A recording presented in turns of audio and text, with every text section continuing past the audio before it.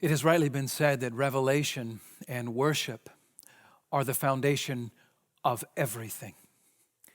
And that's essentially that principle captures much of what we have before us in this sacred passage. Revelation and worship are the foundation to everything.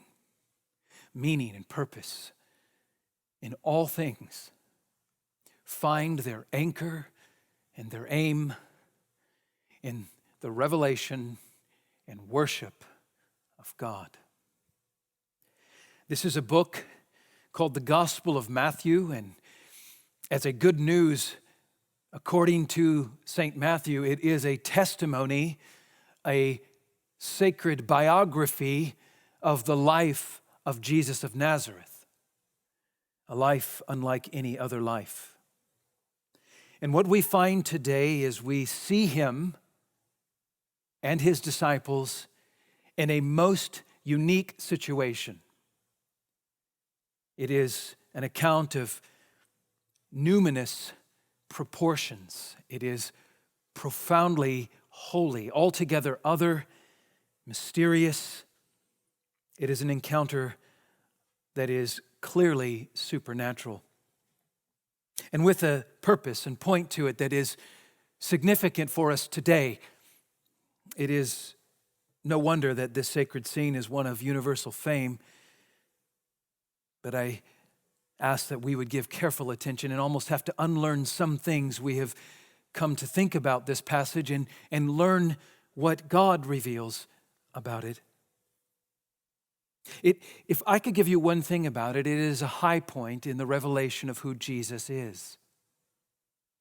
Up to this point, he has come, he has taught, and he has performed miracles so that his words and his works authenticate his person, his mission. He has come to his own Israel, and his own people have not received him. They rejected him.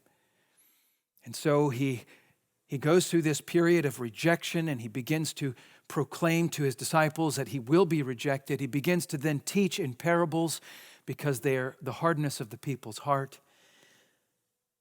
And now we have seen 2 episodes of unbelief, rejection in Nazareth, Herod, and now 2 episodes of belief, feeding 5,000 people, and here, Jesus walking on water. It's an extraordinary high point of revelation. Jesus has been revealing the secrets of the kingdom to his disciples, and now he most intentionally is revealing secrets of the King. And in ways that are not anticipated, in ways that are not prophesied, in ways that no one expected. Jesus is more than the Messiah. He is more than the servant of God. Jesus is God. And that is really what is happening. In the wake of the parables, as he explains, there will be the same word will be responded to variously. As he explains, it will come to the world in contemptibly small fashion. As he explains that the treasure that is so pathetically small at the beginning is so great, that this king himself is so great, its immeasurable value is portrayed. But only those who are granted the secrets, to know the secrets of the kingdom, will know the value of the king. He has explained these things in parables. And right out of the gate, Nazareth rejects him. Right out of the gate, the so-called king of Israel, Herod Antipas, destroys, he murders John the Baptist in a recall, a flashback memory. And then Jesus turns his attention to reveal that he is more than Messiah. He is more than just a political king. He is more than just a ruler like Herod. He is more than just a prophet like John. He's more than one who has come to simply feed people or heal them. He's more than one to just tell them words of God. He, in his very person, embodies God. A theophany is a visual manifestation of God Theos, God.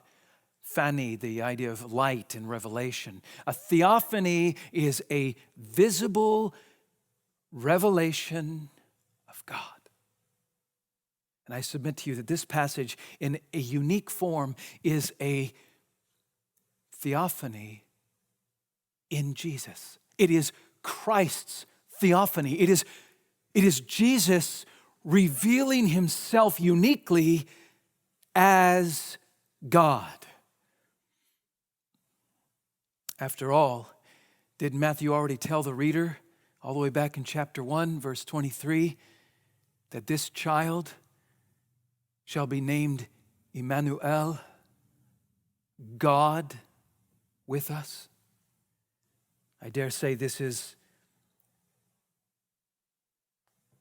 the unforgettable revelation of Immanuel as he rides on the storm. The key here that we need to understand and realize is that extraordinary claims require extraordinary confirmation, and Jesus has made some extraordinary claims. And what he is doing here is demonstrating, playing out, and displaying extraordinary confirmation to these claims. It is not a parable or an allegory. Many treat this passage as little more than an acted parable, as though it's there designed entirely, the whole scene is purposed to be a symbol for the church today. In fact, many treat it as just another object lesson for us to learn how to live a better life. That's not what this is for.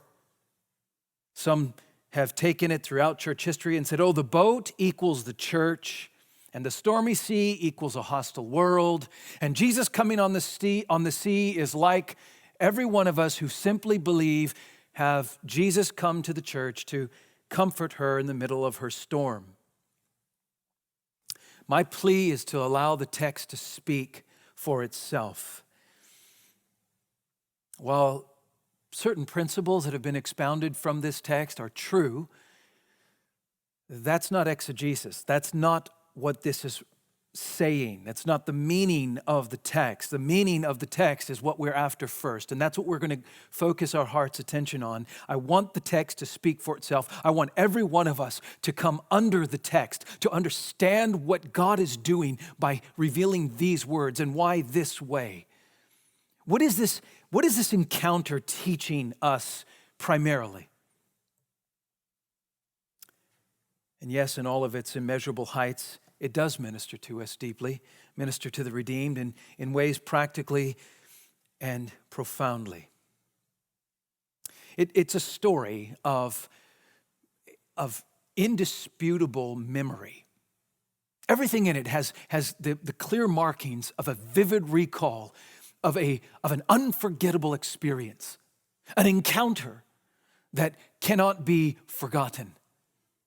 The tenses in the language are very significant. They all start in these sort of tenses that just capture factual statements. The persons identified are all in third person, they and him and da-da.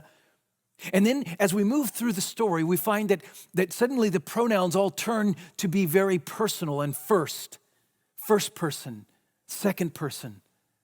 The tenses all change from mere factual statements to immediate, as though you're standing there watching it.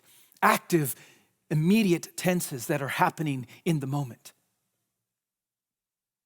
It is a vivid reminiscence of a supernatural encounter. It's intense. It involves separation. It involves storm. It involves stress. It involves fear and faith. It involves wavering and worship. It is beautiful.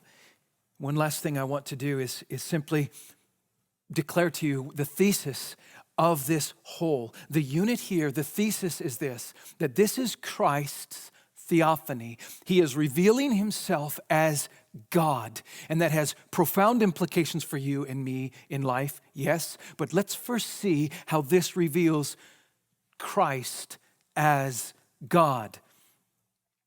One of the things that I find difficult as people try to comment on these verses is sometimes they miss the forest for the trees.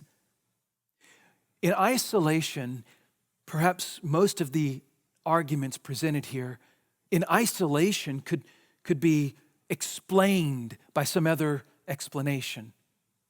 But when they are put together, when the force of them are united arm in arm, when they are all in the same intense encounter, when they are all mounted up together, it is undeniable that these arguments, that these particular intimations are undeniable. They point to Jesus. They reveal him as God. And we have 7 of them. 7 intimations that reveal Jesus as God. And every one of them is designed for you and me. Our takeaway today is that we would have an increasingly deep movement in our hearts and lives that goes out through our thoughts, our words, our actions to make much of Christ in all things. Let's start at the top. Number 1 is that Jesus walks on water. This is obvious. Let's take a look at the top. Verse 22, immediately, and take note of that because we're going to come back to it. Immediately, he made the disciples get into the boat and go before him to the other side while he dismissed the crowds. Now, this idea of made them is a strong verb. It means to compel them. He compelled them. He prevailed upon them. It could be legitimately translated. He prevailed upon his disciples. And why? Why did he make them? And immediately so. Why did he make them get in the boat, compel them to get in there, and go away? Well, clearly, verse 23 tells us so he could pray in isolation, so he can pray alone, him and the Father. We also know from Mark's account that he did this for rest. Mark tells us that there were many people coming and going, and they had no leisure even to eat, as though Jesus here is feeding thousands of people and has no time even for himself to take a bite. So that's one reason, is to pray. Another reason is for rest. But there's another reason that Matthew, I think, wants us to see, and that's because, well, he commands them to do this immediately because he's in control. Jesus directs the events. I think that's important because in John tells us in this episode that after he fed the 5,000, that, and let me just read it to you, John 6:15, perceiving that they were about to come and to take him by force, to make him king. Do you hear that? To make him king. Jesus withdrew again to the mountain by himself. So right there tells us, after he fed them, the people wanted to come and make him king. There's a political motivation here. And Jesus withdrew and goes by himself. So right in between there, he compels his men to leave. There's probably no doubt that the disciples would have joined in on the enthusiasm. Yes, Jesus should be king. But this is my point. Matthew doesn't make anything of it. Matthew doesn't draw any attention to political factors, and he doesn't want us to look there. He keeps that in the shadows, and he spotlights this. Jesus is in control. Immediately, he feeds thousands of people by miracle and commands his men to leave. He's in control, and what's going to happen is under his control. So it says in verse 23, and after he had dismissed the crowds, he went up on the mountain by himself to pray. When evening came, he was there alone. The grammar indicates the purpose for him doing this was to pray, and that's important. What did he pray about? We don't know. God is pleased to not tell us. Maybe he prayed about the crowds. All those people he just healed, all the people who just came to take food. In John's account, he tells us how he also taught them about how he's the bread of life. And maybe he's praying for their salvation, for their understanding of who he really is. Maybe he's praying intercession for his disciples because he knows what he's doing and he just sent them away into what will be a storm.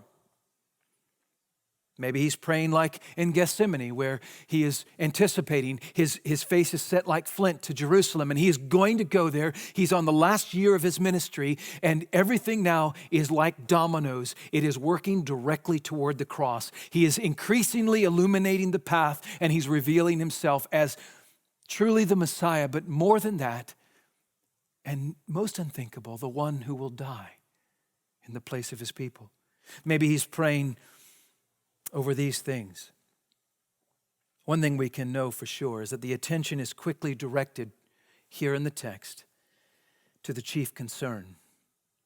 Look at it, verse 24. But the boat by this time was long away from the land, beaten by the waves, for the wind was against them. By this time is important because verse 25 tells us that this was in the fourth watch of the night. That's by Roman counting. The fourth watch of the night was between 3 a.m. and 6 a.m. If he finished feeding the 5,000, and because they had to travel miles back home and go miles out of the way to go over a ford to cross the Jordan, many people there needing security and being in their homes, clearly he wouldn't have dismissed them in the dark. It would have been before the dark. This is springtime, we know from Mark's account. The grass is green. It's also just before Passover. We know that from John. So all of these things put together, the time of day, he had to dismiss them well before 9 o'clock, 8 o'clock maybe. If this is between 3 and 6 a.m., Jesus has been praying between 6 and 9 hours. The men were sent to go across the river back to the other side of Bethsaida, where Jesus would simply meet them there. In other words, boys, we're in Gentile territory. It's a desolate area. There's nothing here. It's not safe for you to stay here. I'm going to go up on the mountain and pray. You head back over near the hometown of Bethsaida, and I'll meet you there. Go back to the other side that way. 9 hours maybe, 6 to 9 hours, and they're not there yet. This would have only been a couple-mile trek for them, a very easy little sort of diagonal route for them on the water. Why? Well, it says because they were beaten by the waves. They were a long way out from land. Many stadia in the Greek, which literally means a few miles. They were miles off track. The wind had come and waves had raised and had beaten them hostilely away from their route. Beaten by the waves. Again, a strong word used here. It's used only a few times, and the word literally means tormented. It's used often of demons tormenting those who are oppressed by them. In Matthew 8:6, that's how it's used, fearfully tortured. So the waves here are pictured as harassing the disciples. It says plainly, for the wind was against them. The wind was against them. And against here sort of hints, doesn't it? Figuratively, as though against them, as though being hostile to them, as though specifically powerful, a force that's opposing them.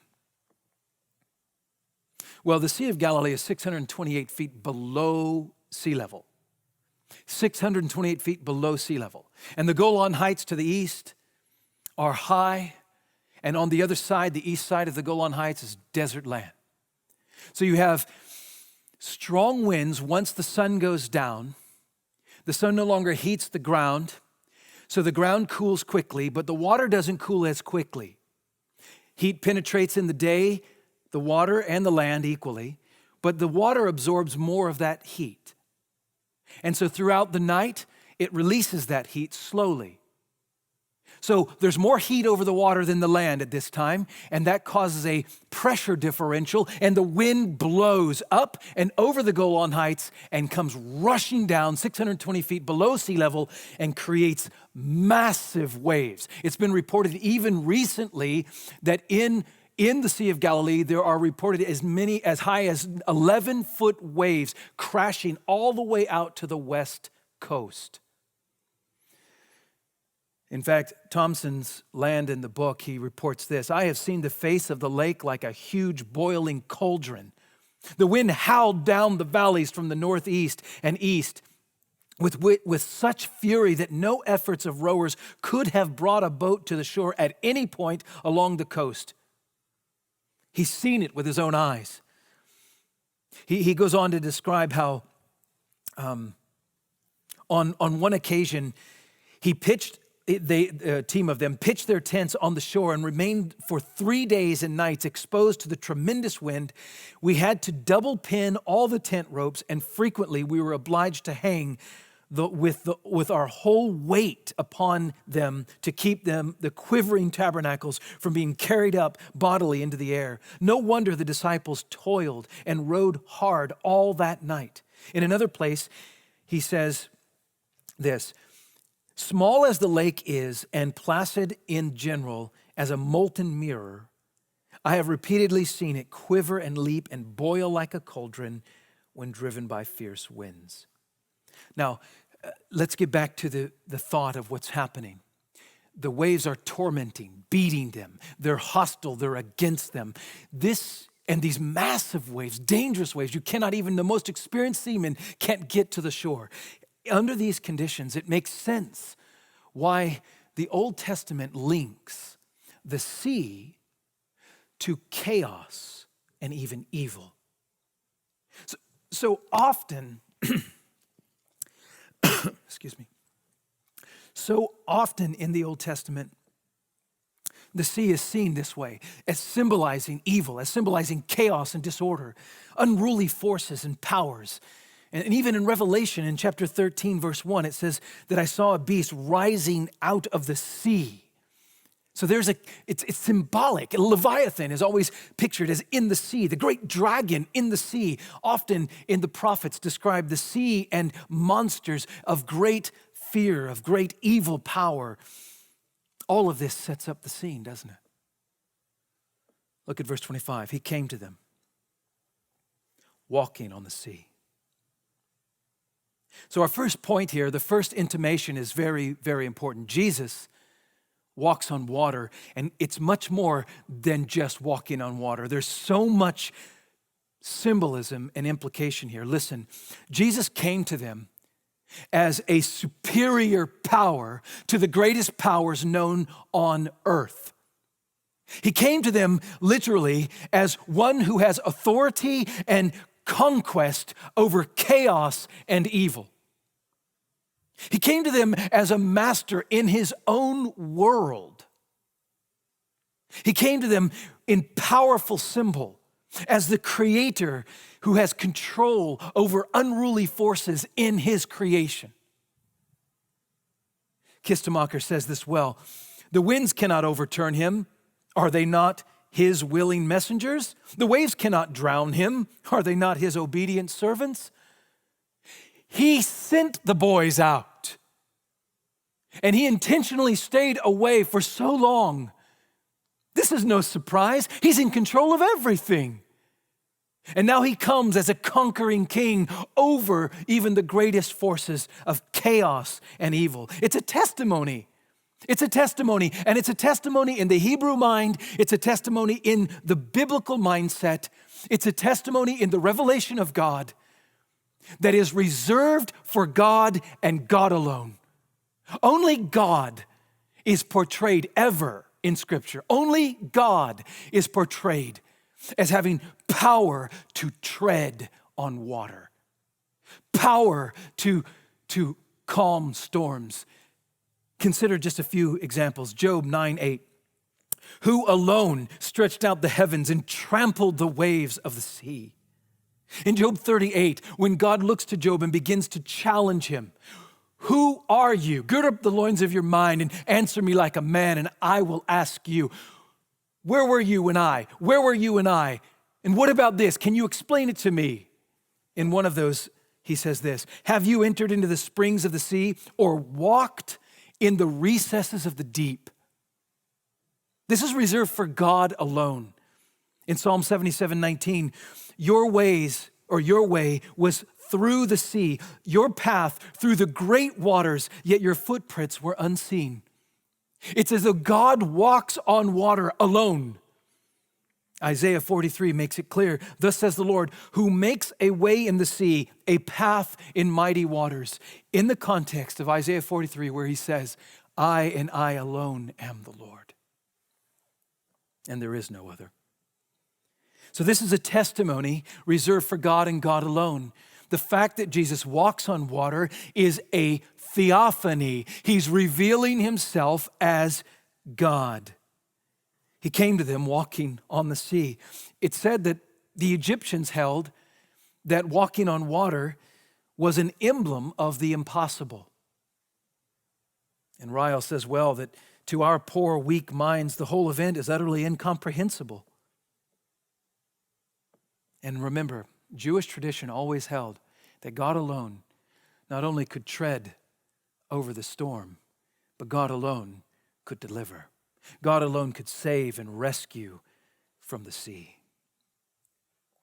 What I find striking, look at it again. Verse 25. The fourth watch of the night, he came to them walking on the sea. Matthew sees no need to explain or even comment on this miracle. So remarkable as it is, no need to describe it. It's not a prophecy fulfilled. It's something altogether magnificently, majestically new. It's a theophany. One thing I think we should see is Satan doesn't rule the storm. Jesus does. The entire episode was his design. It's well been said that we too need to remember these truths as we walk through difficult circumstances. Absolutely. Jesus is not unaware of what we're going through. He is familiar with our weaknesses, and he is working for our good in all things. He is sovereign over our lives and our trials. That's an appropriate application. The main point here is Christ is God, and he is sovereign and over every detail sends them away into the storm only to reveal himself more profoundly. There's one other little note. Mark helps us out. In Mark chapter 6, verse 48, it says about the fourth watch of the night, he came to them walking on the sea. He meant to pass them by. Oh, and that's striking because in the Greek language, it's identical to what's said in Exodus 34 and 33, where God says to Moses, I will make my goodness pass before you, and I will proclaim before you my name. I am. And I will be gracious to whom I will be gracious, and I will show mercy on whom I show mercy. In chapter 34, verse 6, the Lord says, or the narrative says, the Lord passed before, same words, he passed before him and proclaimed, Yahweh, Yahweh, that which is the I am, a God merciful and gracious, slow to anger and abounding in steadfast love and faithfulness. So God's glory passed by Moses with the same exact words as what Mark says happened right here. That Jesus came on the storm and passed by. It is to say not that he couldn't see them or was going past them, but rather was revealing something to them. And what was he revealing? Well, in both Exodus 33 and 4, it is revealing the I am. That's our first principle. He walks on water to reveal that he is God. Let's take a look now at the second. Jesus self-identifies as God. This fits exactly what we see. Verse 26, when the disciples saw him walking on the sea, they were terrified and said, it is a ghost, and they cried out in fear. They were terrified. I mean, they're more afraid by Jesus than by the storm. They're terrified. They're more afraid when his presence comes than when his absence was felt. The point is, why? Because this is totally supernatural. People do not walk on water. So, what do you do when you see it? It's glory that has no category in their minds. It's numinous, fearful, mysterious, holy. It's terrifying. That's why they say it's a ghost. If it's a body, it'll sink. If it's a spirit, you don't see it. So what do? They turn to pagan superstition. It was the pagans. They use a word that was not used by Jews. They're using a word here that's describing pagan superstition of haunting spirits that are manifest visibly. That was not a Jewish thing. This is not articulating some kind of theology here. It's an apparition. They've turned pagan all of a sudden. It's the only category they have. What do you do with something like this? There's someone walking on water. They're miles out, and the Sea of Galilee is very deep. The storm is crazy. Waves could be 11 feet high. The swells are coming up and down. They're in danger of drowning. And there's a guy walking. I mean, we can hardly be surprised that they would yell out, "It's a ghost!" I mean, and we can hardly fault them. This is instinctive, it's emotional, it's reactional. They're reacting, it's an impulse. There's no category for this. This is totally out of this world.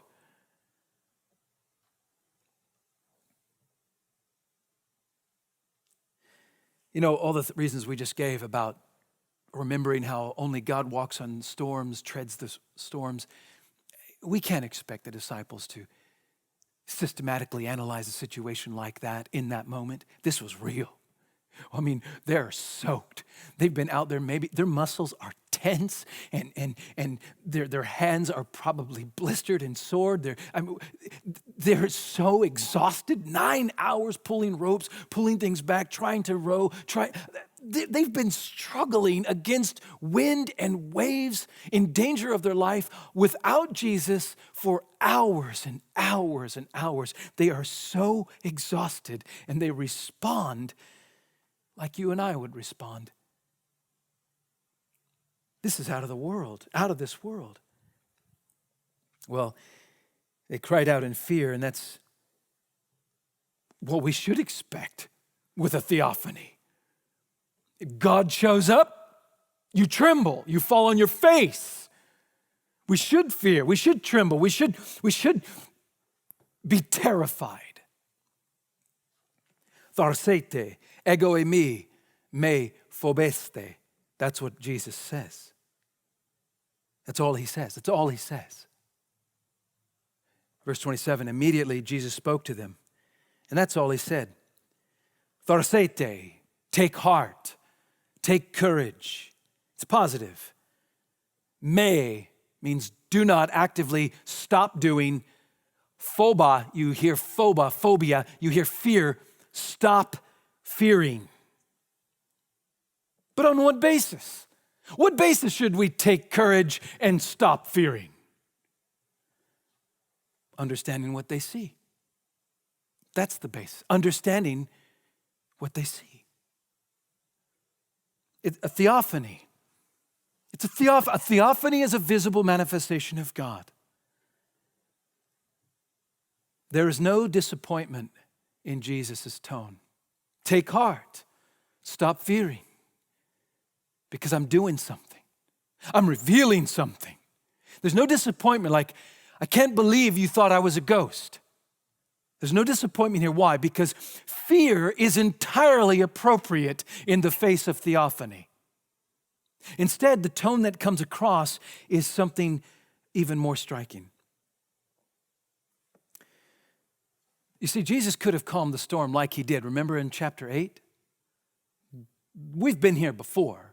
Jesus, though, that time was asleep in the hall of the boat. And the disciples were terrified. They thought they were going to lose their life, and woke Jesus up, and he calmed the storm. Well, here what we find is that he could have calmed it. In fact, he will, but not yet. In fact, he could have prevented the storm. In fact, he didn't even have to send them away into the water. But all of these things he has done. Why? Because he is pleased to reveal himself in this way. In a way that would mean more and have a more lasting impression, a deeper grip on their daily thought life than if he revealed himself any other way.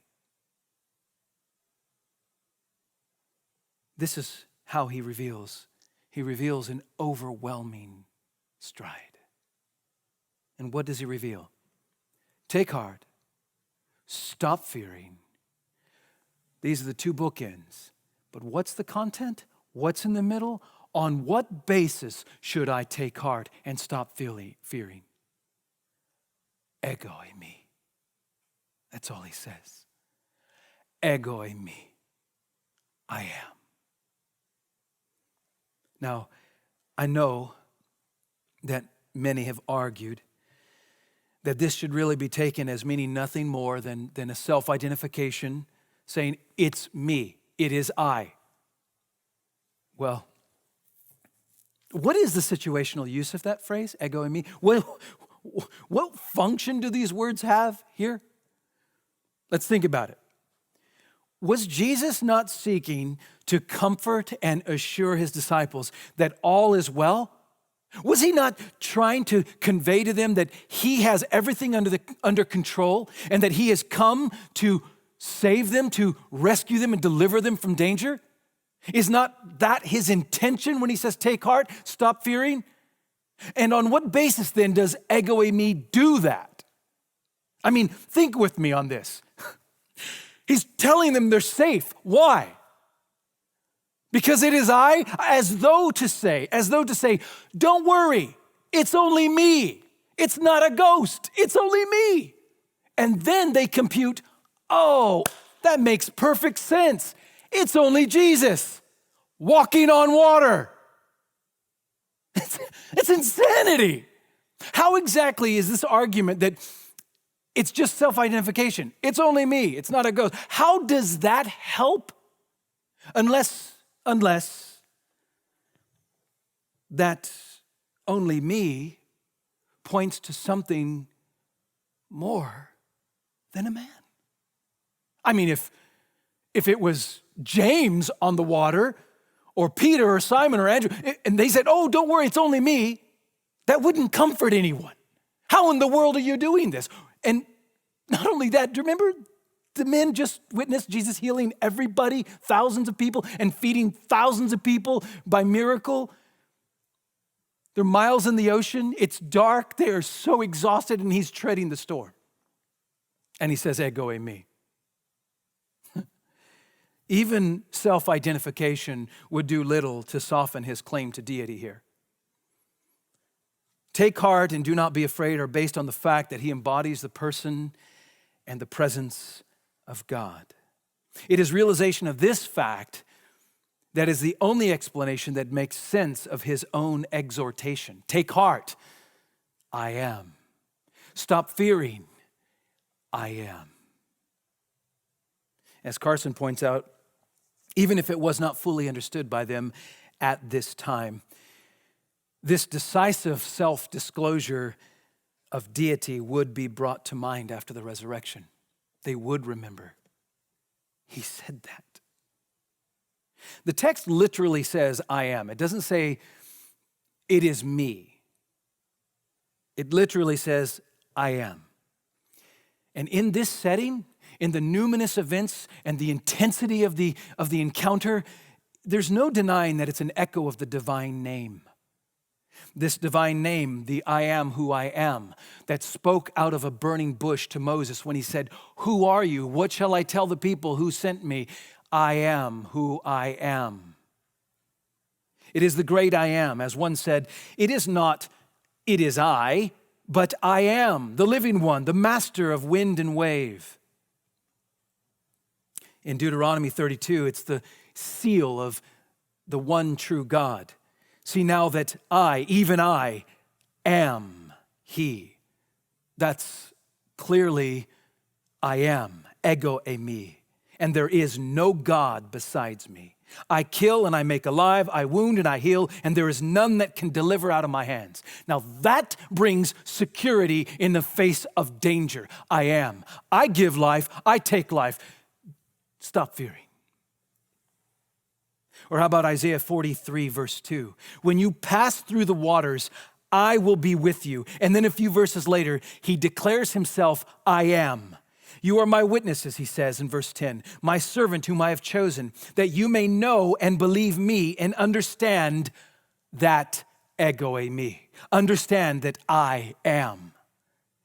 Right there, the prophet Isaiah in chapter 43 shows that in the face of danger on the sea, picturing chaos and evil, God treads the storm and reveals himself as I am. And therefore, they are to believe and understand and be witnesses. Take comfort and stop fearing. Isaiah 41:4, I, Yahweh, the first and with the last, I am, ego me. Isaiah 45:18, he says, I am the Lord and there is no other. And 51:12, I am who comforts you.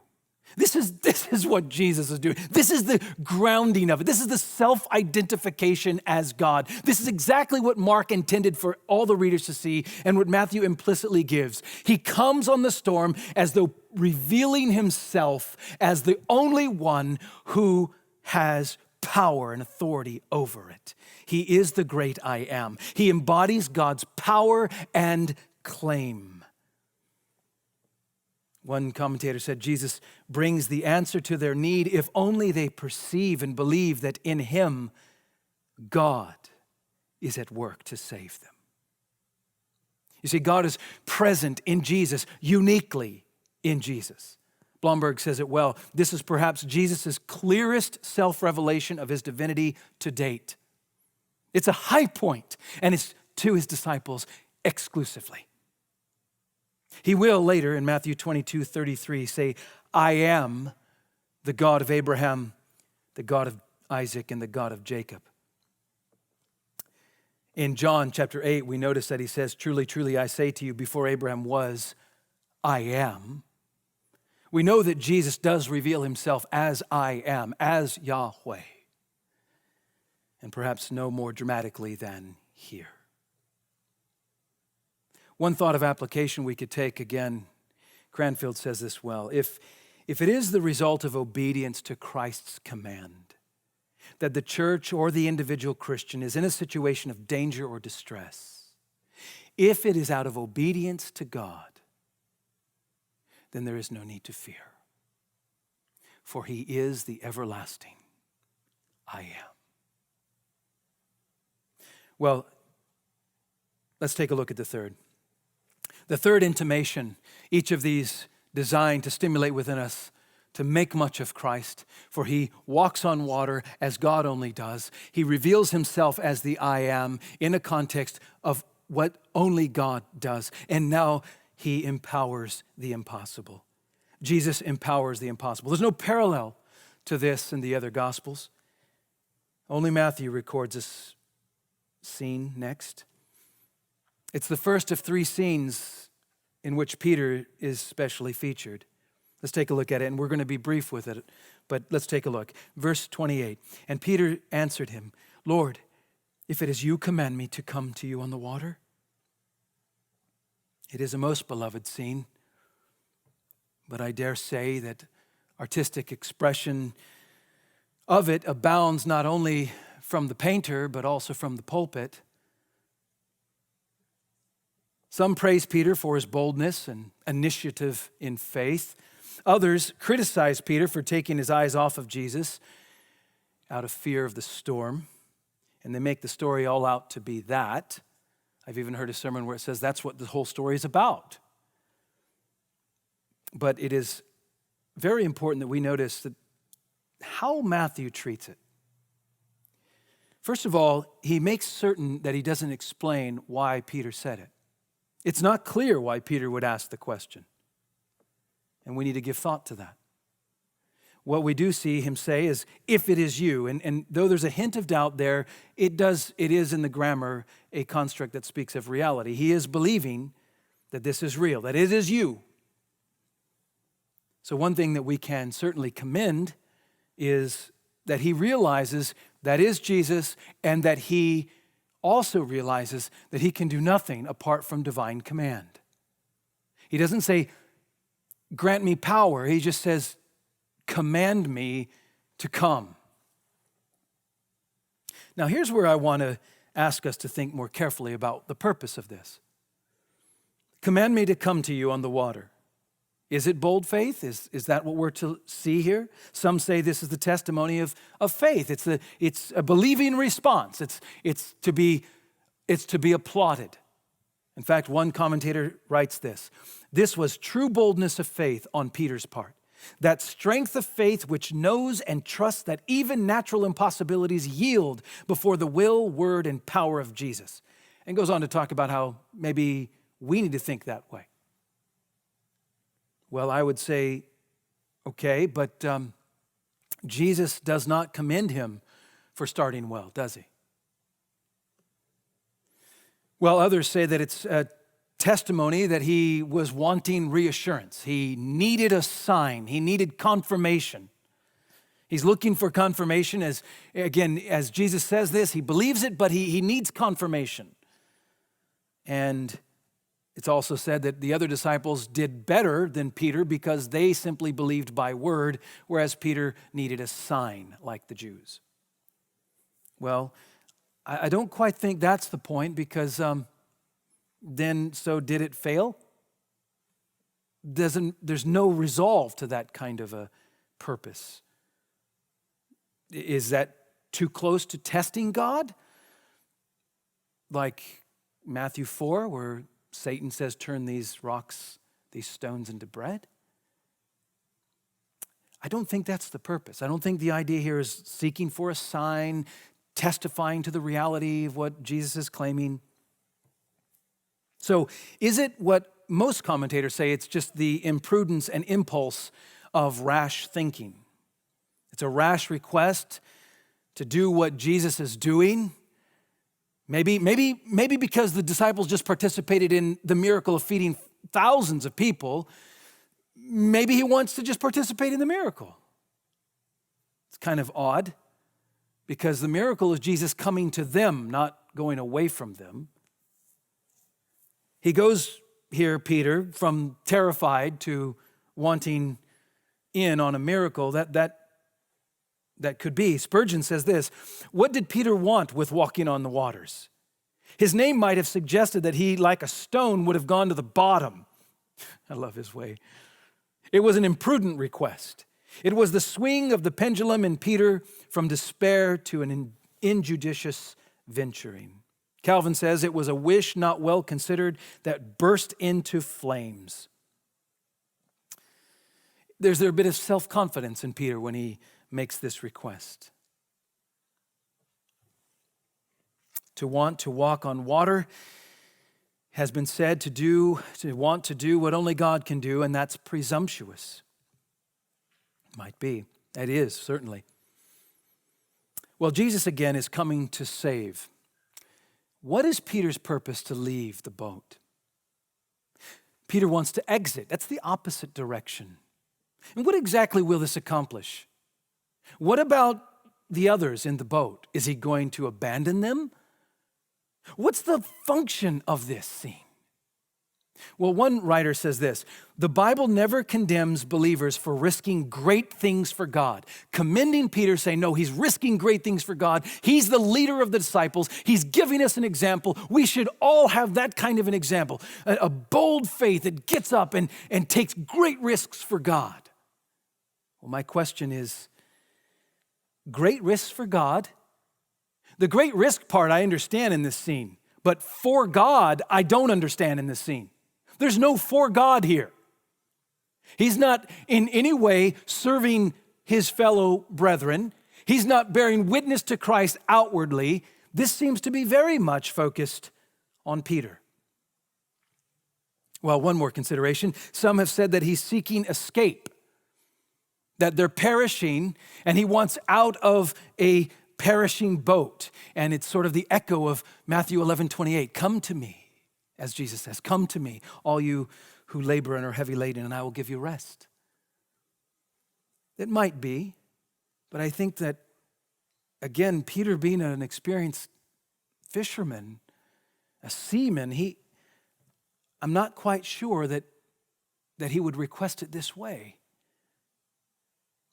So let's take a look. Verse 29. Jesus said, come. So Peter got out of the boat and walked on the water and came to Jesus. And Ryle, I think, captures the point. To walk on the sea himself was a mighty miracle, but to enable a poor, weak disciple to do the same was a mightier miracle. That's the key.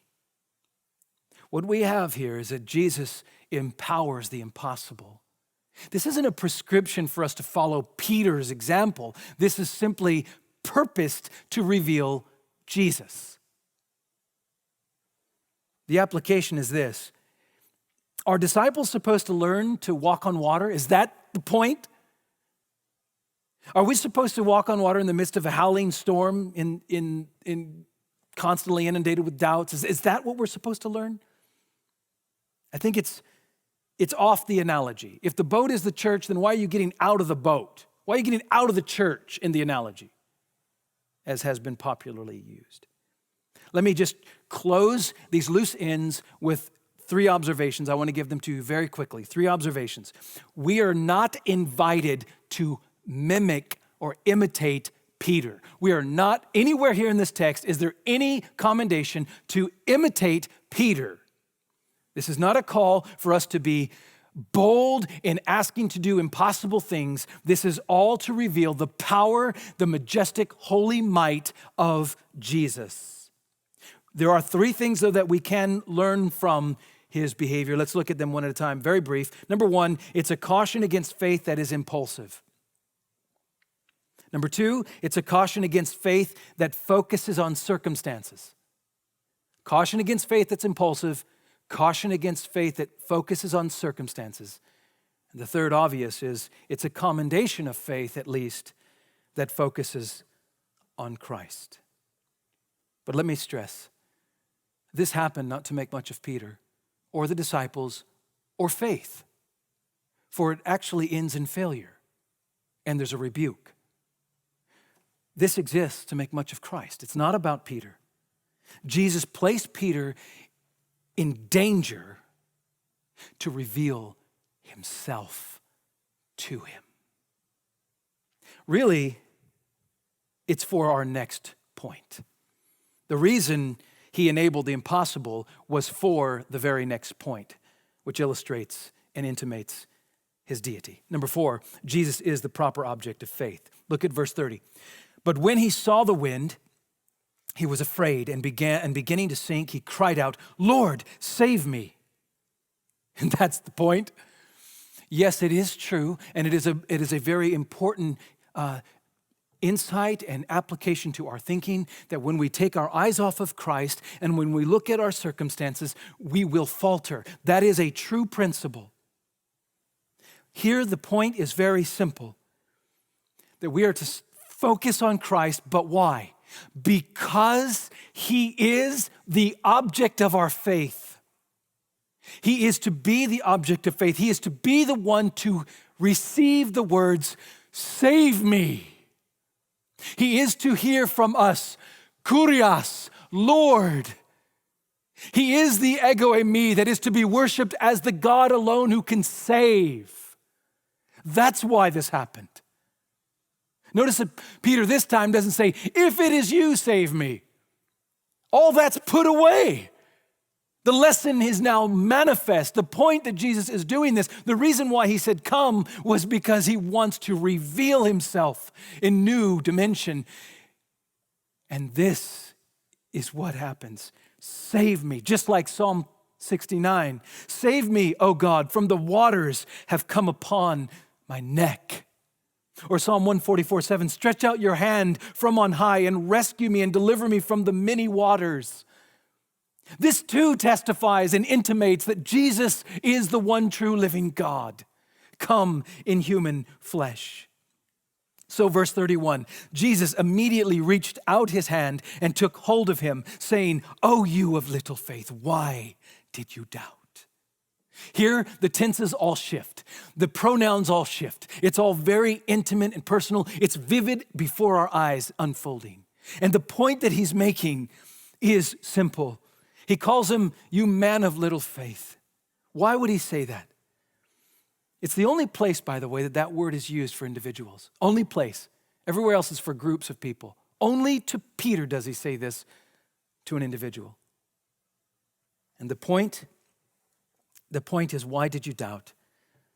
Distazo. Why did you waver? Why did you literally have two minds? This word describes the idea of trying to go down two different paths at the same time. Why did you do that? Why did you straddle here? And what is he asking? Is he saying, Peter, why didn't you have confidence you could do this? Not at all. His whole point is, why did you not trust me? And it might even echo all the way back to his first request to get out of the boat. The whole point is, why did you not trust in who I am? Instead, you were divided. You trusted me some, you wanted to go down that road. But you also had fear that maybe I'm not who I say I am and that you might perish, so you went down that road. That word doubt, by the way, is only used one other time in the whole New Testament, that same word that's used here. And it's used, and I'll look at it in a moment, in Matthew 28. We'll come right back to it because now we're on our fifth point. The fifth intimation that Jesus is God, he reveals himself as Immanuel on the storm, is that Jesus receives worship. And this is absolutely staggering. I cannot stress it enough. I want to ask you this. Where now is the spotlight? Think about the narrative. Think about the drama. Here's Peter. This would not make for a good movie because here's Peter on the storm and he actually takes a few steps. He does the impossible and he begins to sink and Jesus grabs him, lifts him up, puts him in the boat and rebukes him. And it's over. No more thought, no more talk, no reference ever back to it. It's just gone. In fact, none of the other gospel writers even mention it. Isn't that odd? Like, put on the shelf. It's not about Peter. The whole point is the spotlight's on Jesus. And what was this whole encounter for? Verse 32. When they got into the boat, the wind ceased. Hello. If this is not an echo from what happened in chapter 8, I don't know what is. They woke him up, he stood up, he said, "Peace be still," and the wind ceased. Same description. This time without a word. This is God who steps into a boat, doesn't stop the trial until he has accomplished his revelation, steps in the boat and manifests his power. The storm stops. It's the presence of God here. The presence of God is all that's needed. He doesn't even have to speak. Like Psalm 107, he made the storm be still and the waves of the sea were hushed without a word. So, verse 33, Matthew 14:33. And those in the boat worshiped him. Here's the key. Here's the key to understand what happened with Peter. The key is his request to walk on water. Here's how you answer it. There's no place for talking about it. There's no place for wondering. There's no place at all. No attention at all. All adoration, all attention is rushed along to focus on this scene that Peter and every one of the disciples is now flat on their faces before Jesus, standing in a boat who just walked miles on a storm. This is about the glory, the awe, the terror, the awesomeness of God in human flesh. And this same Jesus is the same yesterday, today, and forever. He's worshiped.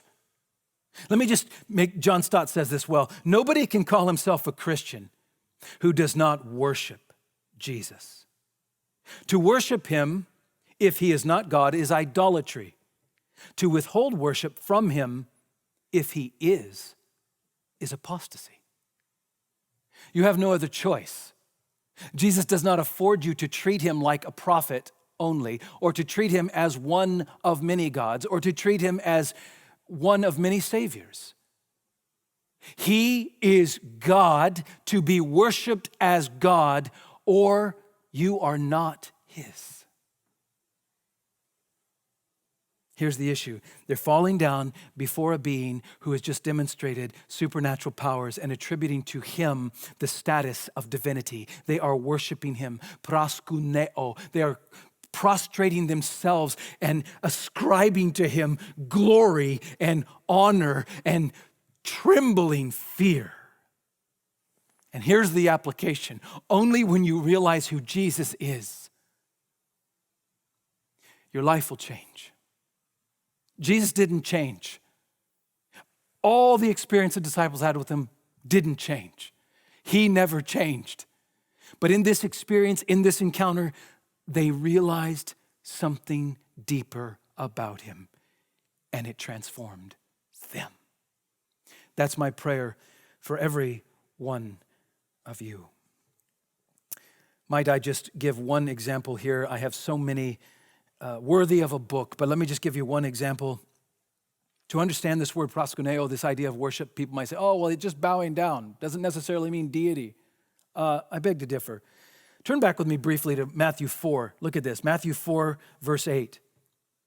Again, the devil took him, Jesus, to a high, very high mountain and showed him all the kingdoms of the world and their glory and said to him, all these things I will give you if you will fall down and what? Worship me. Same word.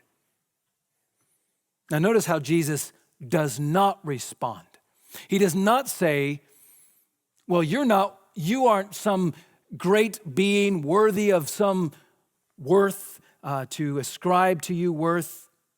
No, instead, this is how Jesus responds. He emphatically insists on one thing, that no one can rightly receive worship but God. Look at verse 10, Matthew 4:10. Then Jesus said to him, begone, Satan, for it is written, you shall worship the Lord your God, and him alone only shall you serve. What does this teach us? Jesus has already demonstrated no one receives worship but God alone. And Jesus, with the same verb, is receiving it. Receiving it. He rebuked Peter for faltering in some faith, but he doesn't rebuke these men for worshiping him. That's all about deity. All about deity. Let's just take a look at the last two very quickly. Jesus is uniquely the Son of God. Number 6. And this is very important. I'm going to run down the storyline of how we see this. He is the Son of God, and it uniquely makes him out to be God. He is of the same nature and essence of God himself. We'll have to look at that another time. More than Messiah, he's God. Let's take a look at the last one, number 7. Intimates that Jesus is God this way. Jesus heals without a word. In verse 34-6, they finally arrive where they're going. It's a fertile place. The people recognize him. Now it's daylight. And they bring all, I would stress in verse 35, the alls, around to all the region and brought all who were sick and implored him that they might only touch the fringe of his garment. And as many as touched it were made well. This is a striking demonstration that he didn't require a word and it didn't require faith from them necessarily. There's no statement of faith and there's no statement of command, that just the presence of this man, brought complete healing. All of these put together, Jesus walks on water. He self-identifies as God would. He empowers the impossible. He is the proper object of faith. He receives worship. He is uniquely the Son of God, and he heals without a word. This is no question. Alone, the one true living God in human flesh, Immanuel, God with us. Beloved and friends, I want to ask you as we go to remember that the deity of Christ is not academic.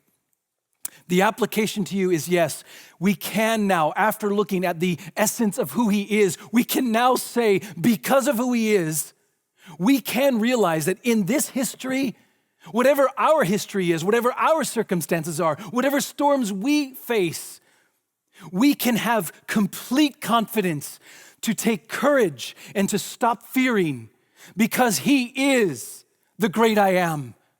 We can see that he is from God and is God. And because of that, what great comfort should we have other than, or in comparison to thinking of other gods and other religions?